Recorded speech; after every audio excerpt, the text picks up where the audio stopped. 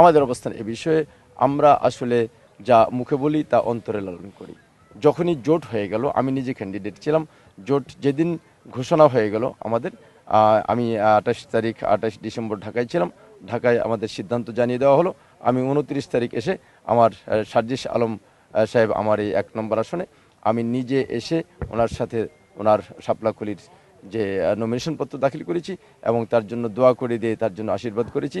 আমার পঞ্চগড়বাসীর কাছে শাপলাকলির পক্ষে ভোট চেয়েছি এবং আমরা মনে করি যে এই শাপলাকলি এবারের জোটের বা আমরা ঐক্যের প্রতীক শাপলাকলি। এই শাপলাকলির ভিতরেই আমাদের দাঁড়িপাল্লার প্রতিচ্ছবি দেখতে হবে জনগণের।